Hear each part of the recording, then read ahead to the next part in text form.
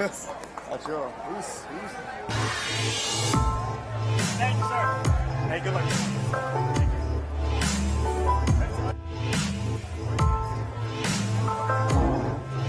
All fighters remain back.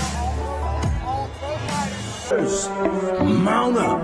It was a clear black night, a clear white moon. Warren G was on the streets. And he walks the streets among us common people. He walks under the covering of our Lord and Savior. That's it. The protection of God. I'm talking about Rashad the Day Walker Coulter. And I'll tell you what, Rashad, you have made men bleed in this cage. I have. I interviewed you a long time ago, and I found out you have your two boys. You were a former linebacker. Yes, sir. You were also our light heavyweight champion here at XKO. Yep.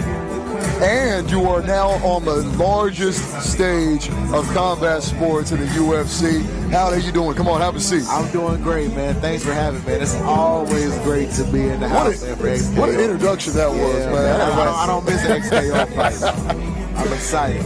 You know, we're going to talk tonight here. We're going to get people up to speed about what's going on with you, for sure. What's going on with your fight camp, what's going on with UFC. You have a fight coming up. We're going to talk about that. Okay. Right now, we're going to talk a little bit about the two combatants in this cage, Alexander Aguilar and Uglyman Joe. Yeah. So he's 23 years old, 5'11", 170, 4-3. Cedar Creek MMA. He's a wrestler. He's a boxer. He's comfortable on the ground, comfortable on his feet. Much like you. Of course. You can take the fight anywhere. I can't take the fight anywhere. I'm prepared to stand up. He's going to have his hands full tonight coming here and fighting Uglyman Joe. I've seen Uglyman Joe fight on a few occasions, man. He's very tough, very durable. He's got slick jiu-jitsu, and he's tough standing up on his feet. So Mr. Aguilar's going to have a tough test ahead of him tonight. Yes, I'm excited to see this fight. All right, well, I'll tell you what, I'm going to step in this cage. I'm going to announce these guys. And I'm excited for us to break down and dissect from a fighter's perspective what's transpiring and to really educate us fans on what it is that you do, what this means, and the loopholes. Yes, sir. All right, so guys, fight fans, Uglyman Joe, 4-0, representing SFS MMA from Mesquite, Texas. Pretty good school, man. I know a lot of good fighters that come out of that gym. Well, here we go, baby. Let's get this fight night started. XKO 41, Antonio Perkins joined with the one and only Jay Walker Coulter. Yes, sir.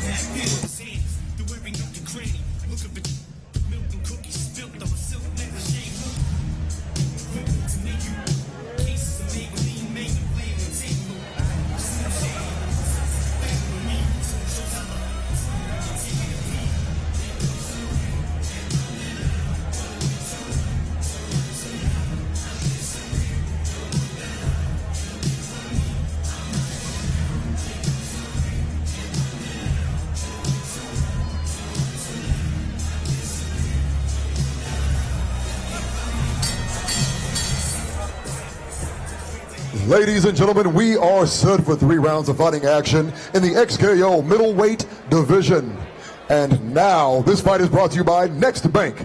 Introducing first, fighting out of the Next Bank blue corner, a wrestler and a boxer. He stands 5 feet 11 inches tall and weighed in at 181.5 pounds. He brings to the cage 4 victories with 3 defeats and represents Cedar Creek MMA. Fighting out of Bastrop, Texas, Alexander Aguilar. And across the cage, his opponent, fighting out of the Jim Ross red corner. Trained as a submission fighter. He stands 6 feet 4 inches tall, weighing in 185 pounds. He brings to the cage an unblemished record of 4 victories and 0 defeats. Representing SFS MMA, fighting out of Mesquite, Texas, Uglyman Joe. Your referee, Don Turnage. All right, Jim, listen, there's 2 more things you must do tonight, okay? You must fight when I say fight, stop when I say stop. Most importantly, until you finish stuff at all times. Touch the gloves, back up, and let's do this. Go.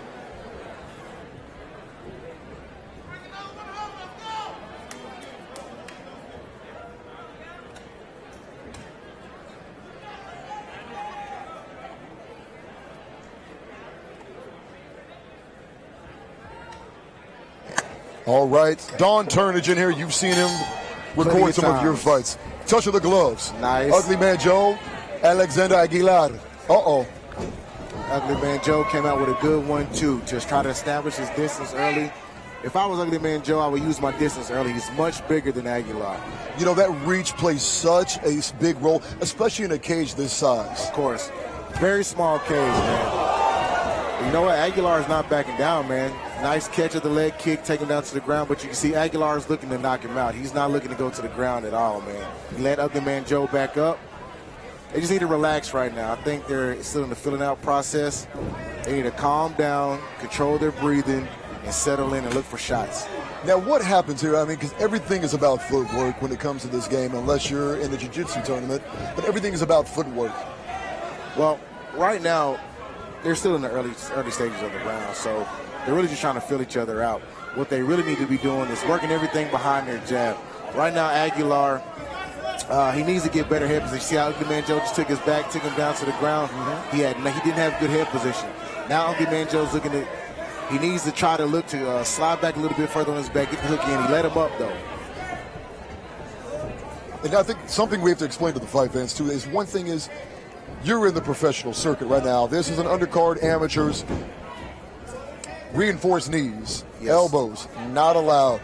So you're kind of limited, but you have a lot to your arsenal. Of course. Nice overhand right by Aguilar. Whenever they're in the clinch right there, they just need to basically look to put their weight, tie their opponent down, push them against the cage. There's ways you can dig your shoulder into your opponent's solar plex, make them carry your weight against the cage. You can't knee to the body, but another man carrying your body weight and him having to adjust and get off of the cage, that's going to tire him out. He's going to have to use his strength, and the more he uses his strength to get off and the more you relax, the better it's going to be for you. You know, one thing about you watching your fights here and at the UFC, heavy hands, strong ability to knock your opponent out. Of course. Now, if you're Uglyman Joe, you have the reach, you have the advantage for your length. Yep. But once Aguilar gets inside in that short contact, your reach is null and void. What do? Do you go for the clinch? Do you go for the takedown? Do you try to circle out? Well, first thing Uglyman Joe needs to do, he needs to work behind his jab. He's so long. I work behind my jab. His legs are longer than his arms. I would use my lead leg as a push kick.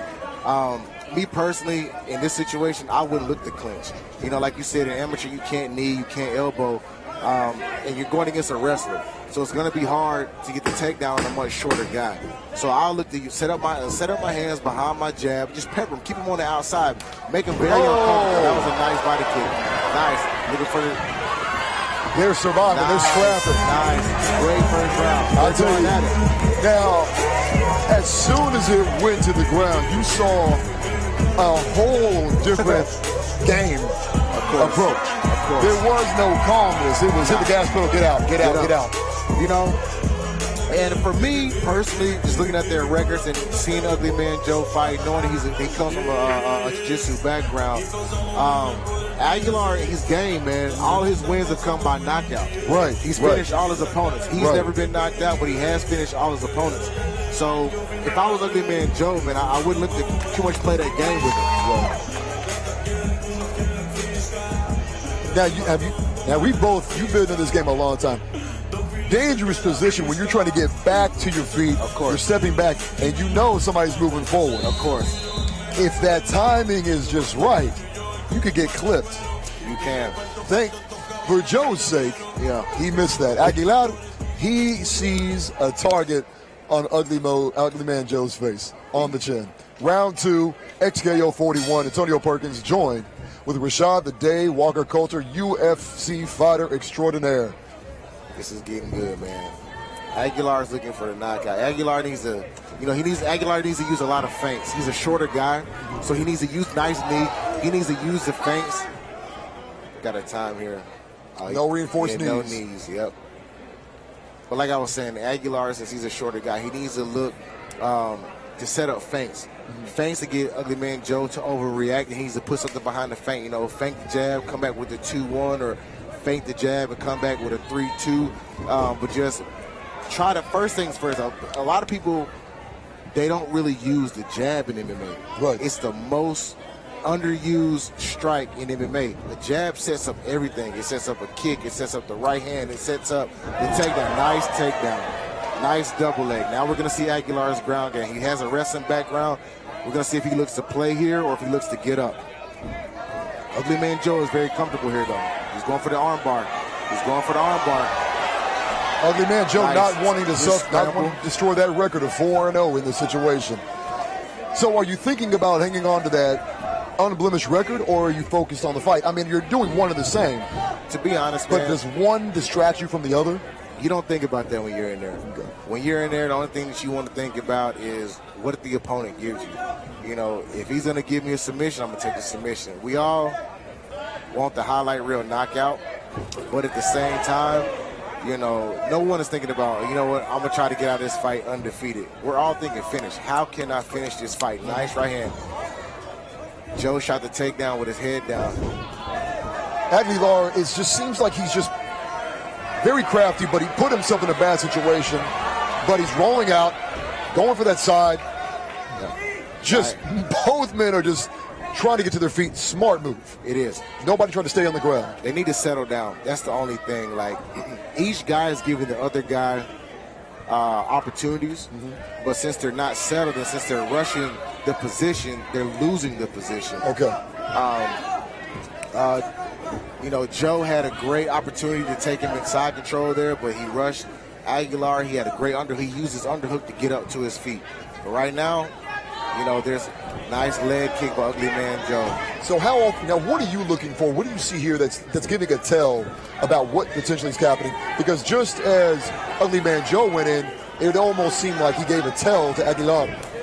Well, in a situation like this, and especially with both guys starting to get a little bit tired, you start to look for things like before they punch, are they dropping their hand, getting ready to punch? That was a nice shot. He caught him when he backed him up. He hurt him with that one.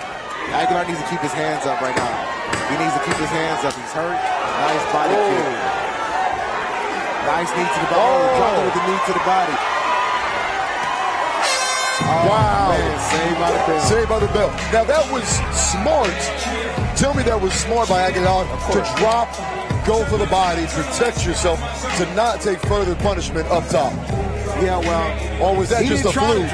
Was that a fluke? Yeah, he didn't try to drop it. He got dropped. He dropped it, but what was smart by Aguilar was the way he, once Uglyman Joe started raining out shots away, he sucked his hips in and he got his head closer to his body to avoid taking any more damage to recover.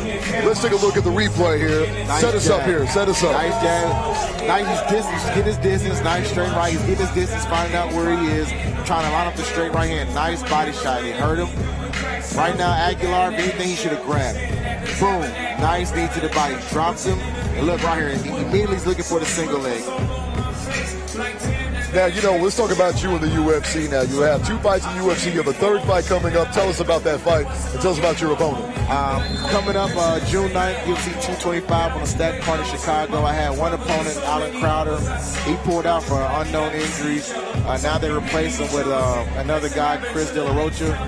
You know, it doesn't matter who they put in there, man. The plan stays the same. Go out there and finish. Look for the finish, man. All right, we're going to talk a little bit more with that with Rashad the Daywalker Coulter. Round 3, 3rd and final round. How are you scoring this so far? Got a close fight, man, but this is going to come down to this round, I believe. Both guys have had some good moments in the fight. This fight is going to come down to who settles down the most. You know, these guys need to set their shots up. I think Aguilar is having a lot of trouble with Uglyman Joe's reach, and he's trying to find an entry way to get in. But right now, what's on his mind is that body shot he got hit with. He's not as explosive and lunging in right now. He's second-guessing himself. So do you think that you're kind of, with second-guessing yourself, you're trying to protect yourself, which you want to do. You don't want to give your opponent just that Achilles heel, if you will.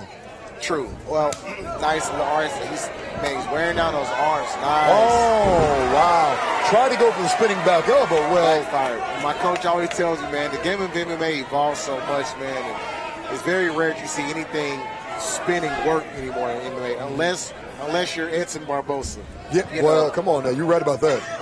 You're right about that. Uglyman Joe looking to go in here, try to sink that arm in there. But can you keep Aguilar on the ground? That's a good question. Well, Uglyman Joey's in a good position right now. You got Aguilar tired. He's still hurt to the body, I believe, to end that second round. Right now, Uglyman Joey needs to go to work. Right here, he just needs to beat him up. Don't stop hitting him because he can get the rep to stop the fight. He needs a breakaway punch. Breakaway punch. See, you let him get out the hook. Breakaway punch right now. Right now, I'll go to his body. Nice push kick. See how there's dead time in between? Right now. Now, did that hurt Uglyman Joe? No. Or did that wake him up to get out of that position right there in the corner to go for the takedown? No, it didn't wake him up, man. I think he just reacted to what landed. You know, when you're in there, man, you'll know when a shot wakes somebody up. Because Uglyman Joe, the whole entire fight, has not really been in any trouble from the striking of Aguilar. Because when you go through 2 rounds going into your 30, you haven't taken a shot. Are you worried about it? It's coming at some point. Well, no, because at the beginning of the fight, within the first few minutes or not, you know if a guy has the power to hurt you. I want to talk a little bit more about that. You know where I'm going with this. Yeah, you know. You know if a guy has the ability to hurt you, and if he hasn't hit you with anything clean, you're not too much worried about what he's coming with. What a great transition by Uglyman Joe, showing off his skills. He says, nice. And I quote, one hook in, he's to flatten him out. He's a submission fighter. Yes. Now, this cage is small. You've been here many times. Right now, these corners are not forgiving. At all. 10 seconds in the fight. He needs to step away and punch. You can't need just punch right now. Jab, nice push kick. We're going to go to the judges' scorecard, ladies and gentlemen. Great fight, guys. Now, you had fought for the title here to gain the title against Nelson. Yep. And you told me when your opponent feels your punch and you can hear when it's time to wrap it up. When they know it's like, I don't want any more of that. When me and Alan Nelson fought, here we are. Let's give a shout out to the fans here. How y'all doing, man? Rashad the Day Walker Coulter right here, people. Thank you guys for having me, man.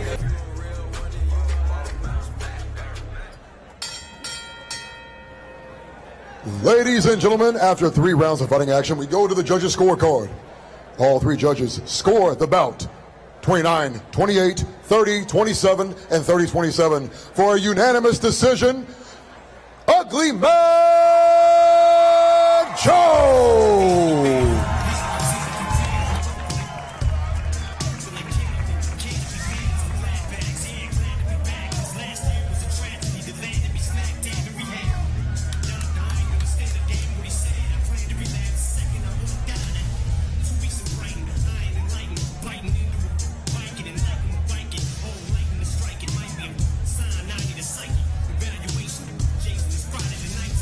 Means